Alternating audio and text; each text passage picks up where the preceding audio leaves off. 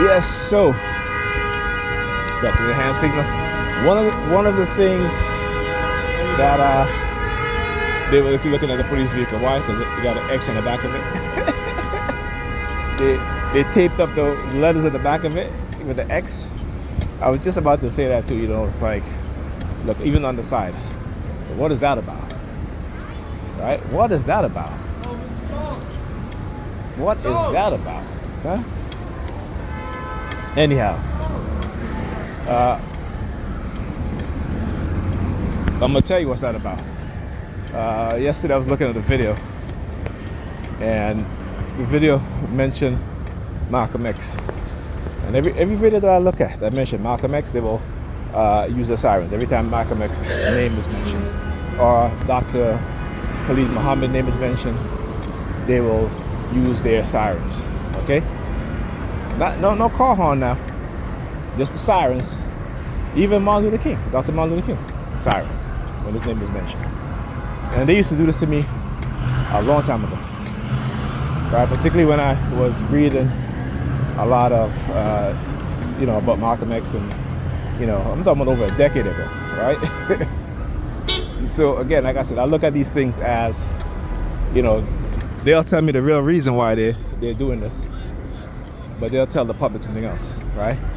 Right? It's called misdirection, okay? And they know how to engage in such because they're being trained by those in the security agencies like the CIA.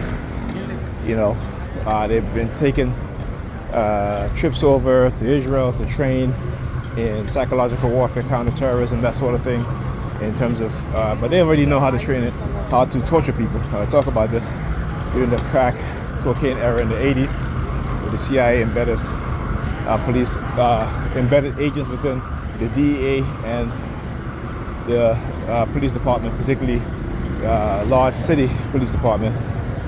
And this is when you start to see, if you go back and check, right, you will see in terms of manipulation of people into confessing to crimes that they didn't commit, right?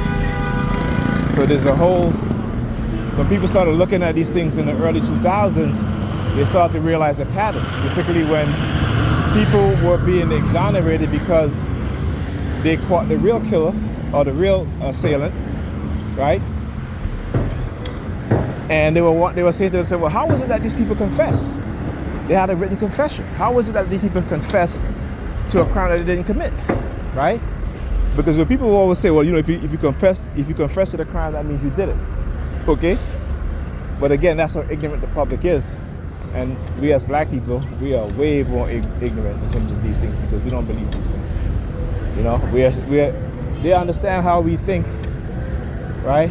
Because remember, I talk about they know what it is that they're doing. Out in the public, they have black people in a trauma, fear-based trauma conditioning program, right? This is why you see the killing of unarmed black people, right? So you see the killing of unarmed black people. You see raids in the homes where you have the black woman as the only parent in the home with small children, and they are breaking on the doors in the middle of the night, pointing guns at our children's head, right? Semi-automatic weapons at our children's head, right? Because they know that when we are younger,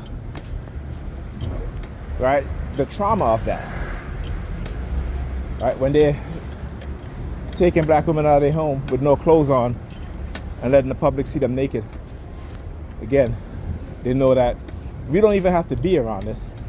But when we hear it, when we see it on TV, when we read about it, they understand the power of psychology and what it does to our minds, right? And the trauma that they can induce within us at any moment, at any time. They understand, they know. Right? So I don't give a damn whether they like me or not. Okay? Like I said, my purpose is beyond me. It is greater than me. Okay? But black people have to wake the fuck up. You need to understand how religion is used. Look, look at this. I'll tell you, this is the type of shit that, you know, our community is used to. Young black men getting killed before they even get a chance to, you know, be great. This is why you have no black leadership, particularly when it comes to black men. They are feminized black men, right? Our young men are becoming feminine. Our young girls are becoming, our young women are becoming more like men, right? But we don't even see the urgency. We just say, you know, well, that's why they turned away from God. They didn't turn away from God. Because the majority of them that act so damn masculine in terms of women and the feminine men, they're Christian. They go to church. So what are you talking about? Yeah, that's it. You know, black Christians, black Negro Christians, they're sheeps. Because they can't think beyond what it is that they're told. So when they talk about, oh, they turned away from God, that's why this happened. Yeah, well, they're in your churches. Right? Why don't you say the pastor turned away from God when he's sleeping with the young boy? Right? Why don't you say that? Right? But you'll blame the victim. You'll say, well, you know, she dressed provocatively, she shouldn't be dressed like that coming to church. Or you'll say, well, you know, or the pastor will say, you know, oh, you know, the devil, you know, I was manipulated by the devil. Yeah, you were manipulated by the devil, but it ain't the devil in the Bible. Okay? It ain't the one in the Bible, that's for sure. What are you doing? Right? It is not the one in the Bible. But they can't see beyond what's in front of them.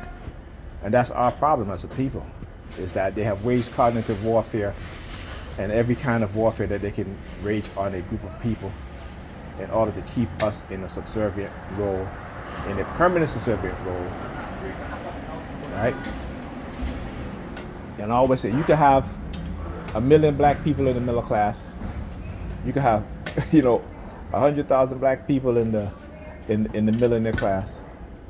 But compared to the 50 million black people in America, that's a very small percentage. All right, and you gotta look at it like that. Talk to you guys in the next video.